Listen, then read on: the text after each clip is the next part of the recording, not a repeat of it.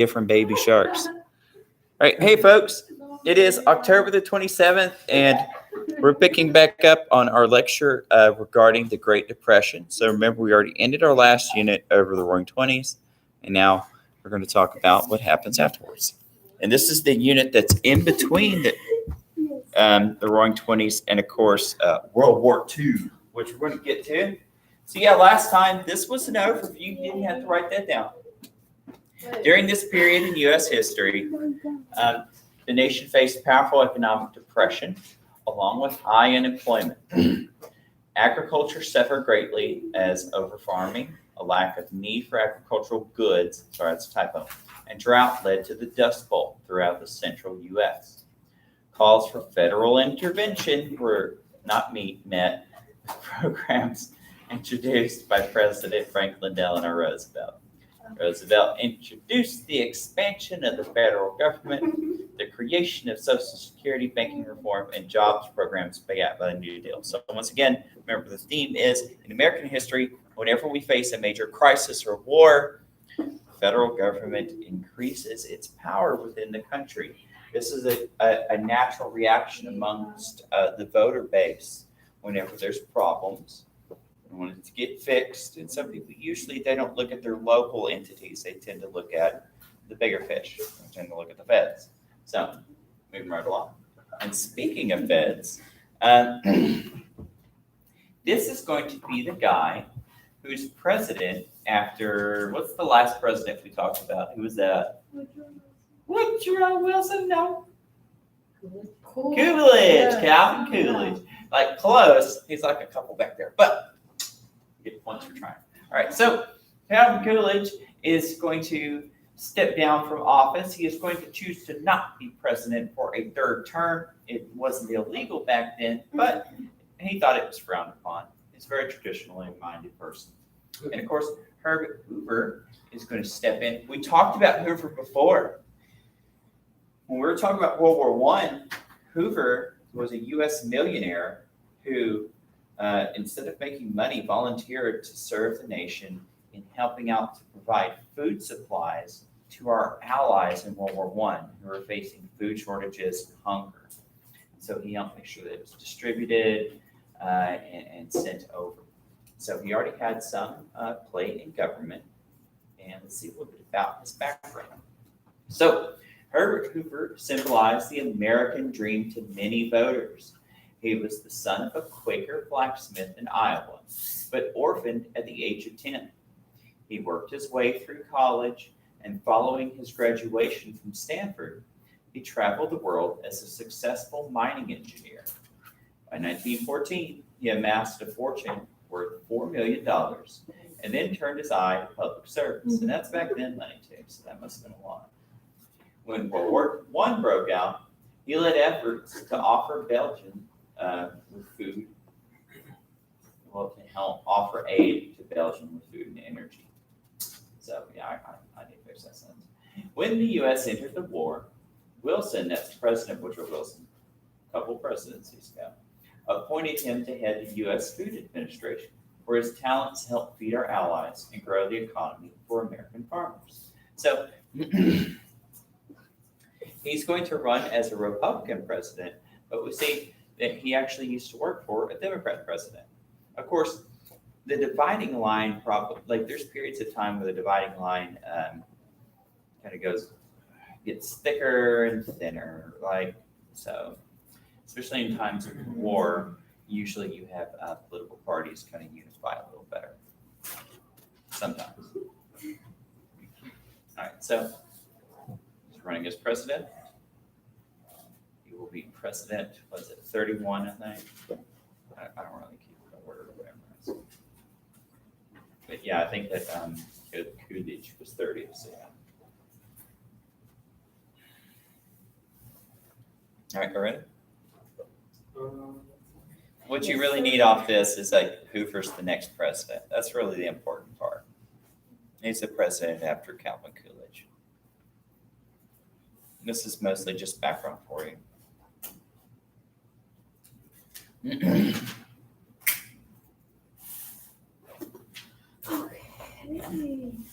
right, so here he is. This is, of course, him after he leaves the presidency. And here's the guy who's going to replace him later, Franklin Delano Roosevelt. We'll talk more about him later.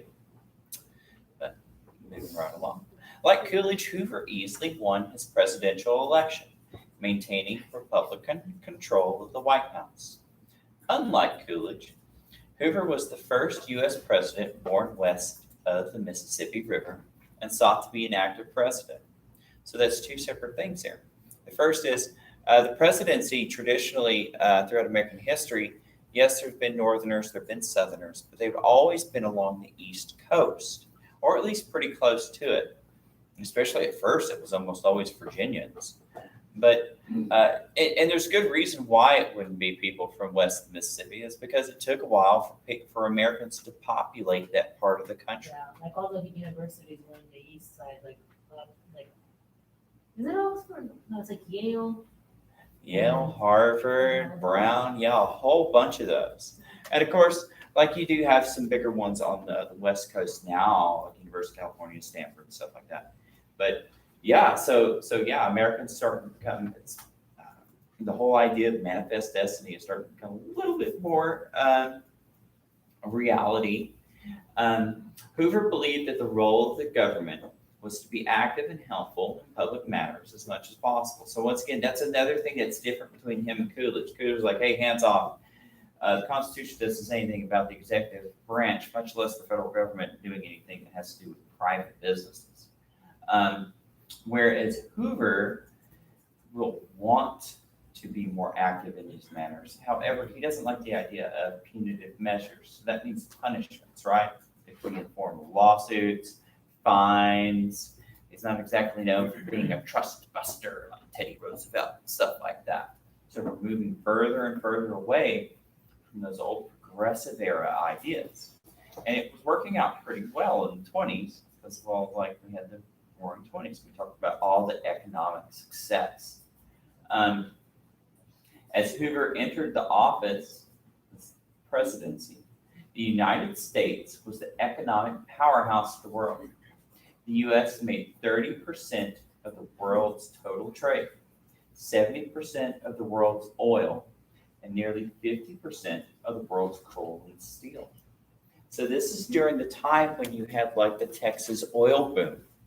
Here in Texas, a lot of the towns that we have around us here in East Texas were founded during this time period. You could think about places like Kilgore, White House, and many others. The reason they're there is because you had guys who were going around buying plots of land and drilling for oil. They were called wildcatters. And so just like the gold rush, you have these cities, these little towns that basically are just a bunch of shacks where people are building them up. They're just building these places overnight. And some of these folks are striking it rich as millionaires if they buy the right plot of land with oil on it. And this is going to be great for the nation too, because oil is they're starting to figure out, remember the automobile is really taking off. And when there's a lot of cars, you have a lot of need for gasoline and oil and lubricants. And all that, of course, is made from petroleum out of the ground. And so this is going to make a lot of people here in this area very rich. A lot of the rest of the world, they know there's oil. And places like after World War One, that's why after World War I, England and France is going to totally divide up the Middle East.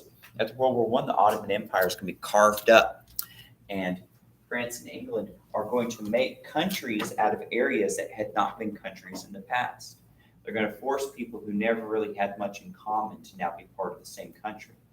It's one of the reasons why the Middle East is such a mess right now. It's because these countries weren't created by themselves. They were created by either England or France, who then controlled them. Iraq, for example, had a puppet prince called King Faisal put in charge. But really, everything he did, he had to ask England for permission first. They kept him in power.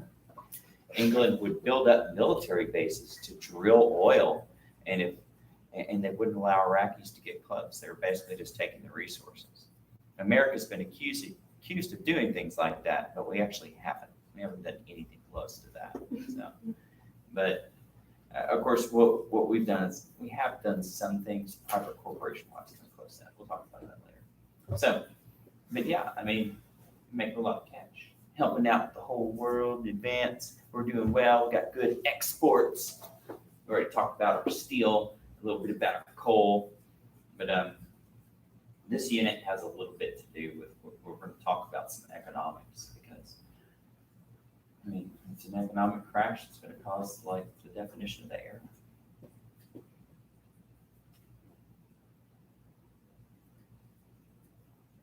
Oh, no, don't forget, if you have a question, you just raise your hand. I'll answer it. I don't mind.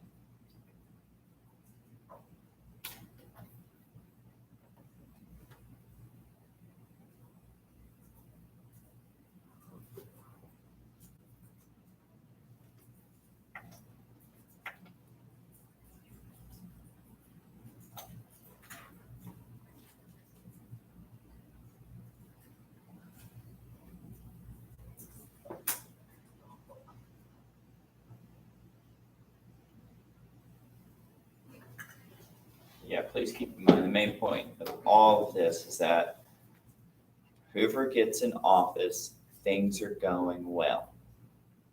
Whoever gets out of office, things are going really, really bad. We'll see that. So, but yeah, go ahead. Banana. Hey, yeah, bananas, man. That's one cool thing about the once we start entering the modern era is Americans all of a sudden are going to start having access to the tropical fruits such as bananas and stuff.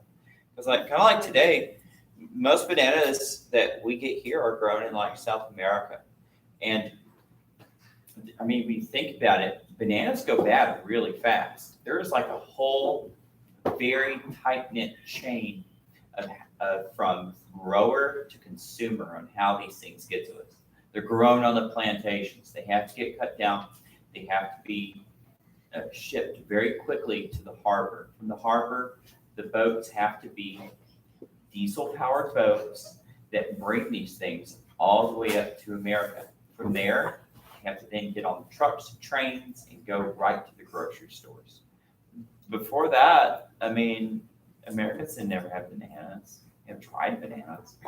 Yeah, I don't like those. I don't like dried fruit.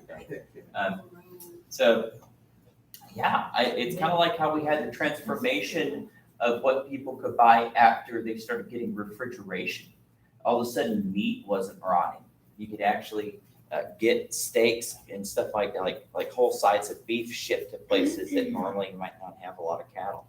So, yeah, pretty cool. So, in general, both Commerce and the State Department sought to promote U.S. business interests worldwide while encouraging investments in China and Japan. And this is something for the past several presidencies, the presidents have been pushing for.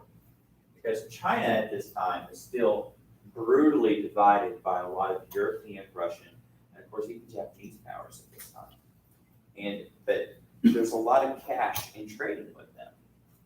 Japan at this time is a modern first world country, just like any European power.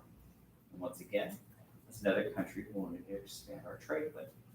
As Hoover came to office, Americans had troops in Haiti, Panama, Nicaragua, and the Dominican Republic.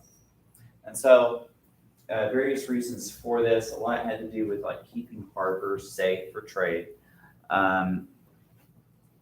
Pretty much. And also, it was a way to influence local governments, not necessarily like replacing them and stuff like that. But if they called upon our help, we could help them out. And it was also a show of force, a show of power. Hoover began to gradually withdraw troops from these areas as he criticized Wilson's bayonet rule. So he was saying, by having these troops overseas like that, it kind of looked like a brutal imperial kind of influence. He was like, no, we need to be a lot more friendly than that. Places like Haiti and the Dominican Republic had greatly benefited from the U.S. improving the infrastructures that did not fare well after America sent its troops home. So that's true today. Wherever we have soldiers, airmen, Marines, or sailors, like if we have a base in a foreign country, we give that foreign country a lot of money for the rights for us to keep those there. And a lot of that money is used to build up the surrounding areas, roads, and waterways, and things like that. Like when I was stationed in Italy, the US gave millions of dollars to the host city in Italy that had us there, Vicenza.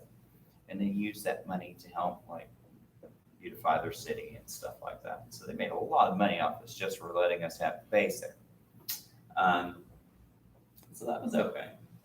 In much of Central America, U.S. private businesses like United Fruit Company purchased thousands of acres for land plantations. Now,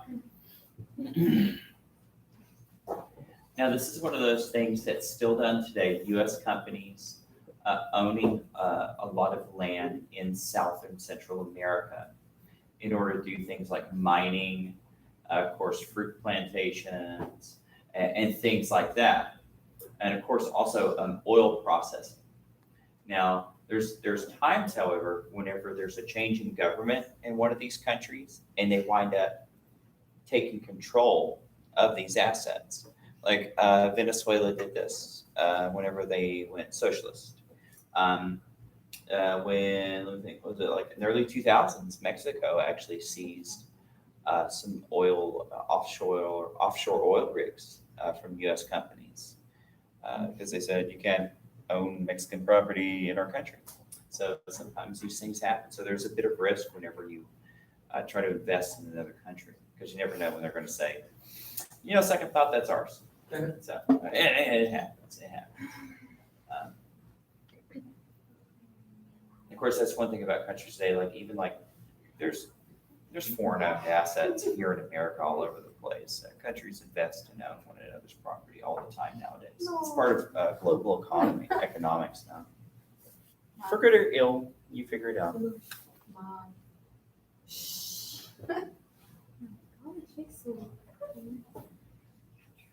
Can I go to the restroom? May I? You could wear your glasses going, right? I mean, wouldn't they help you see? No. Okay. I was wondering. I'm going to need bifocals one day.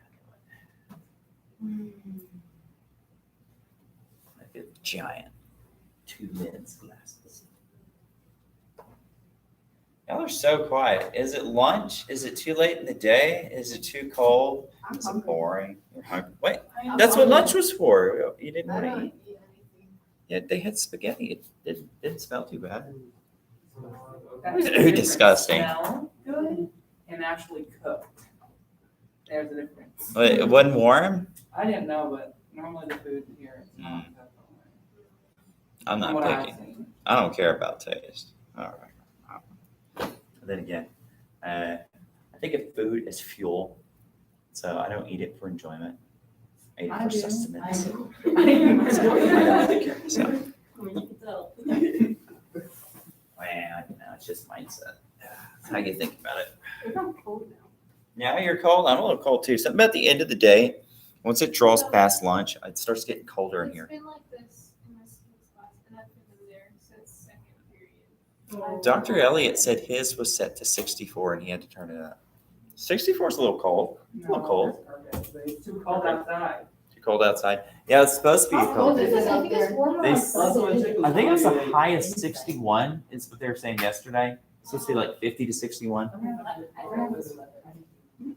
outside. I'm not going to I'm play stuck now. inside all day.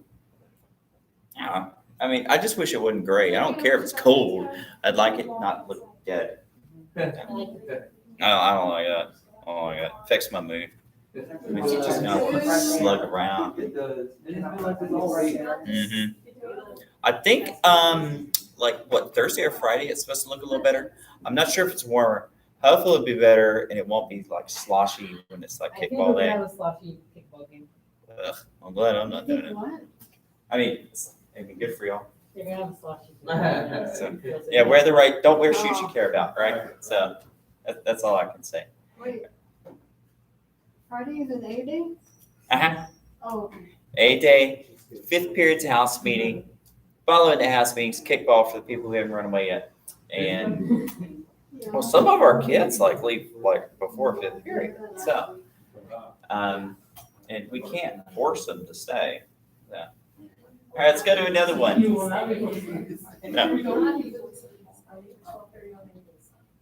All right, kids. So, like I said, Hoover wanted to have friendlier relations with our hemisphere, with Central and South America. He's like, hey, the United States has largely ignored, the other continent.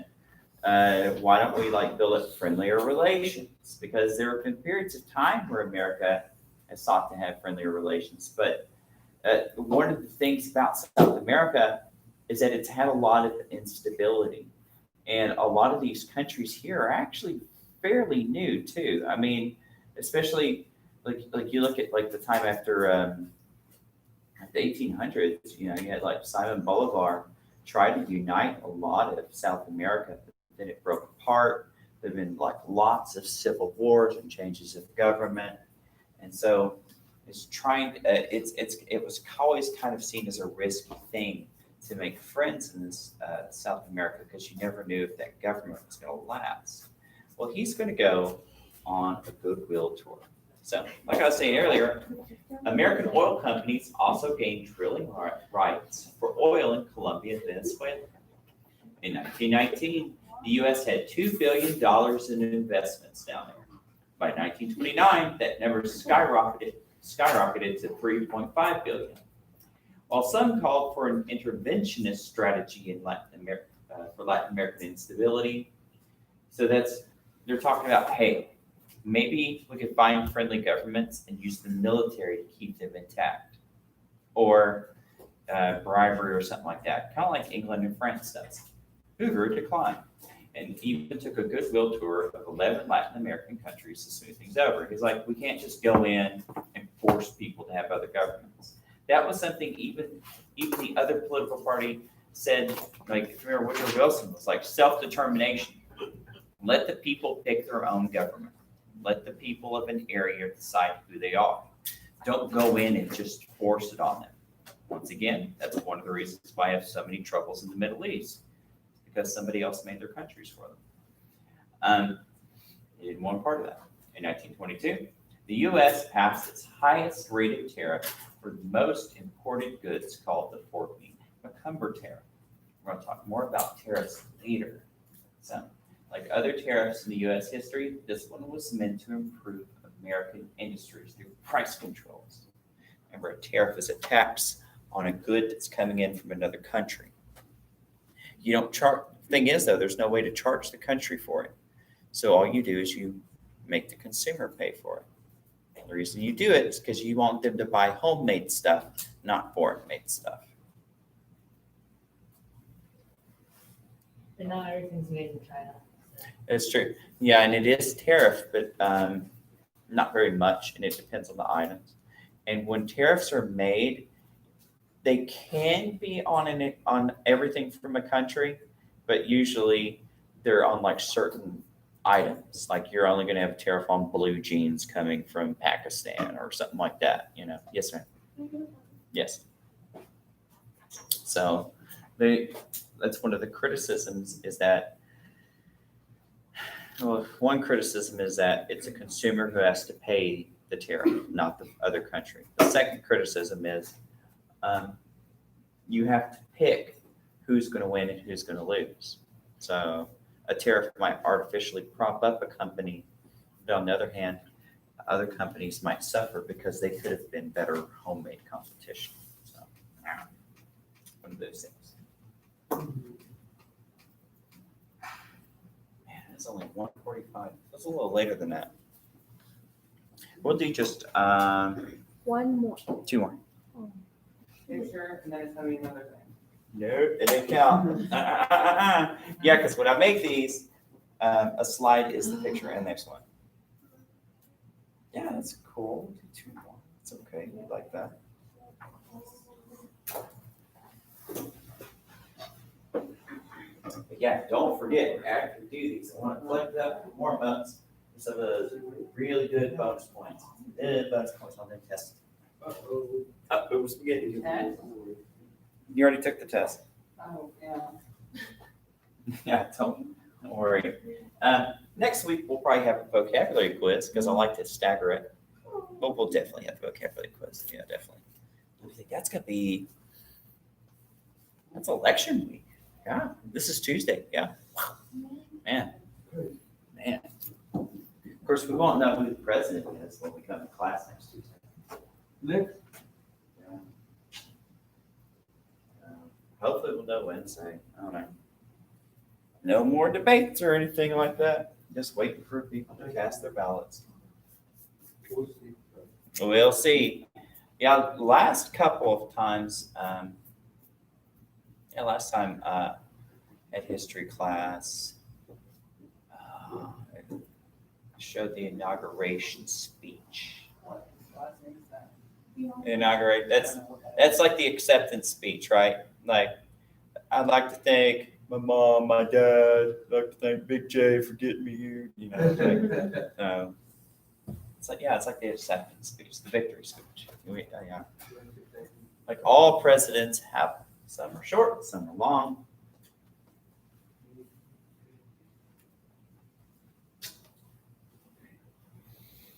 All right, let's go on to the next one. So, hey, a political cartoon. You see, now he's covering up a word. What was that word? Reparations. Very close. So what were reparations again, right? That was, Germany had to pay back.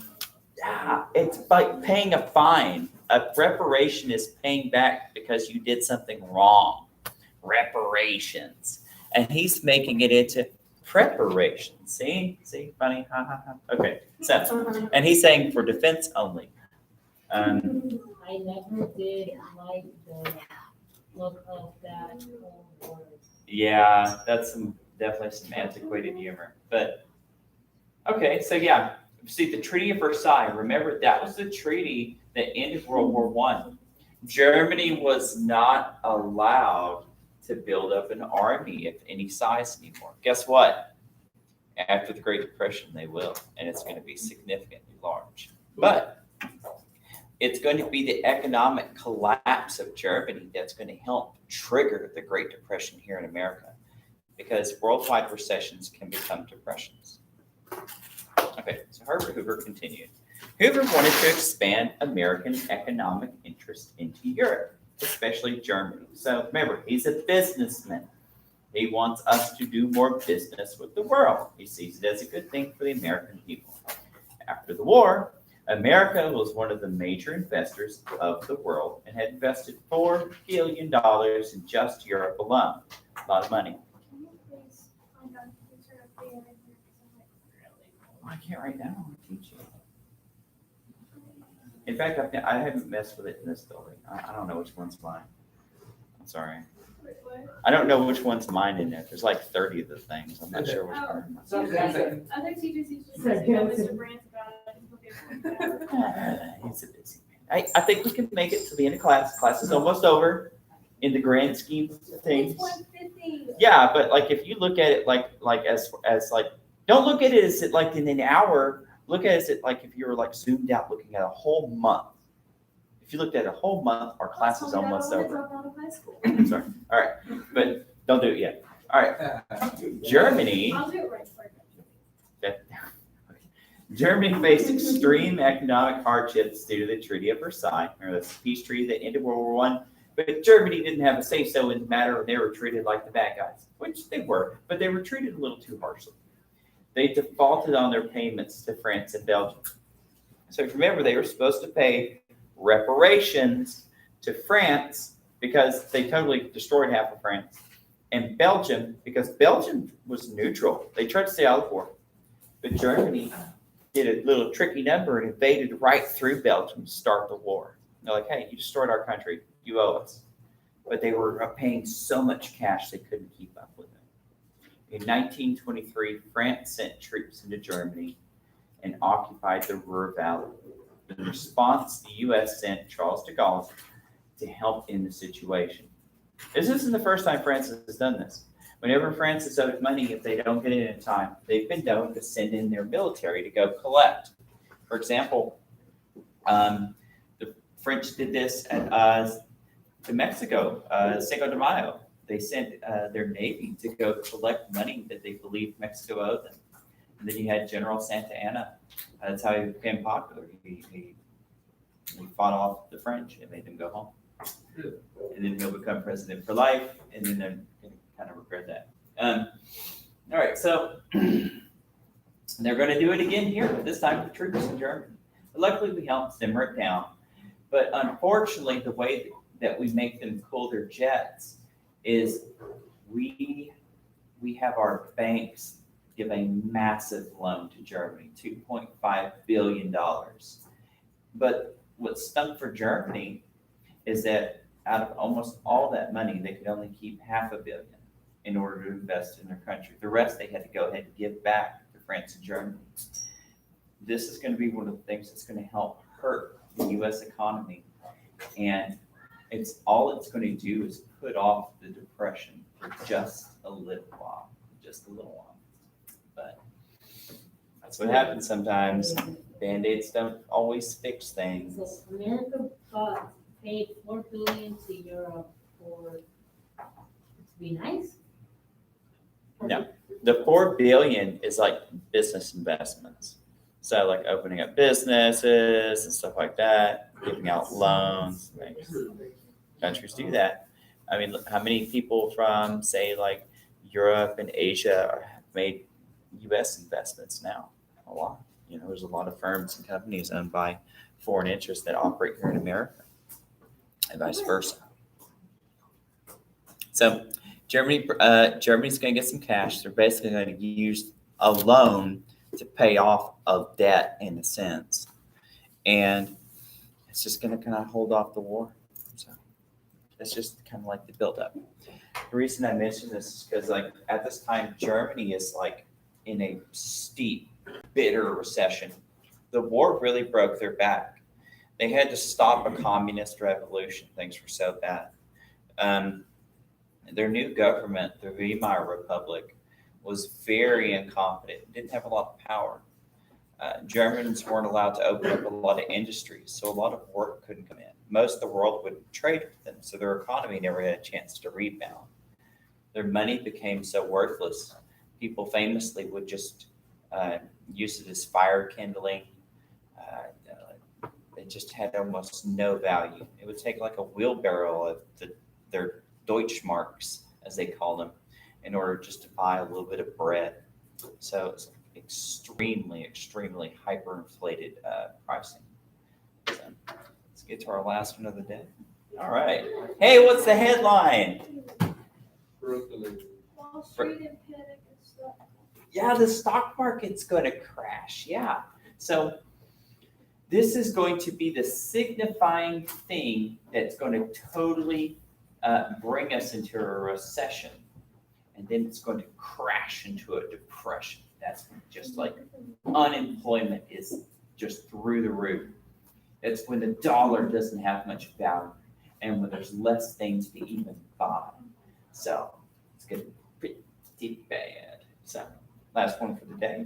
And we call this day Black Thursday. I don't ask you to know a lot of dates, but you may need to know that October 24th, 1929 is the beginning of the Great Depression. When Hoover took office, stock prices soared to new heights, greatly spurring high-risk trading. So remember, people treated buying stocks as a form of gambling. Remember, they would take high-interest loans to buy stocks for companies they didn't know much about, hoping that that company would be successful, that the stocks would really get a strong value and they could get rich off of it. But unfortunately, overproduction, excessive credit buying, foreign tariff disputes, and a weakened European economy greatly weakened our own. So overproduction. That means many of our companies were making too many things, more things than they could sell. And if they're making more things than they can sell, they're throwing away money. They have to keep those products in warehouses. That costs money. They've been paying. Like the oil not too long ago. Yeah. So yeah, overproduction. Of course, a lot of that too had to do with places like Russia and OPEC dumped a lot of oil into the market as well, hoping to ruin our market here. So there was so much glut of oil worldwide, the price went down. And yeah, so now companies didn't want to produce it because they weren't going to make money. So people got laid off. So it's same thing happened here. Too many things are made, so people were laid off. Credit buying. So this is where banks are buying one another's banks' mortgages and stuff like that, and loans that they have for other people. But a lot of these were high risk that people were going to default on. That's not good. If you give a loan to somebody, it doesn't matter how high the interest rate is. If they're not going to pay you back, you lose the money. Foreign tariff disputes. Some historians, such as like one who still here the book, Amity Schley, she wrote, and others, that this might be the prime reason the Great Depression happened, is that Hoover made tariffs that were so big that other countries didn't want to trade with us. So they made tariffs so big we couldn't import our goods to them. So this froze international trade. So we were taxing one another so heavily, the whole world stopped trading with one another. If we're not trading, companies have nowhere to sell their stuff to. If companies can't sell their stuff, they fire their employees. If the employees can't work, they can't pay off their loans, which there was a lot of at this time. And so the whole thing ground to a halt. On October 24th, 1929, Black Thursday, the value of stocks plummeted. Throughout the country, brokerage offices, these are the people who buy and sell stocks. They didn't have the internet back then, so you couldn't just do it like with the click of a button. They had their brokers rush to sell orders so they could stop their losses. So this is panic. This is panic selling at this time.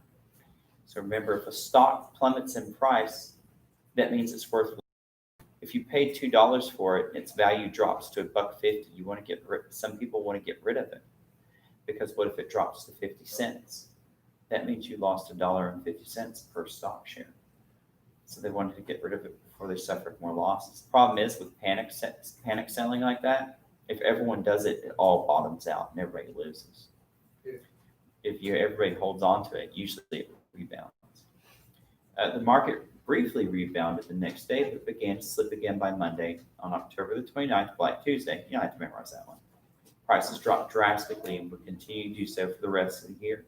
So constantly, an entire year, essentially the value of American companies and products going down, down, down, down, down. Industrials, these are the leading industry stocks. So this has to do with things that are used to make things. A common indicator of economic trends were devalued by 50% alone. So you could think about it as like the value of American assets, of what American has in wealth, went down by 50%. So that was really bad. We went from the roaring 20s to a time that was really, really bad. America's had recessions and depressions before this in like the 1800s. But the thing is, hardly anybody worked in industry back then, so nobody ever really noticed it. There wasn't that many banks. So if some banks went under, people didn't really notice it. But now that most individuals are in one way or another, at least if they live in the city, tied to the worldwide economy, a lot of a sudden people really bottomed out and they were suffering. So that's one of the things about having a connected worldwide economy is we're all connected. So if we all hurt, we all just hurt. So that's our last one today. I know it took a while to get through that. It was quite a bit of lecture, 39 minutes, but it's good. You did good. All right. Well, the other ones sat through it. Hey, folks, we're going to end our lecture today. We will meet on Thursday. I'll probably keep it shorter Thursday because whenever today. Talk to you later. Oh my gosh. Now, I'll come by and collect your warm-up, so if you can get those ready for me.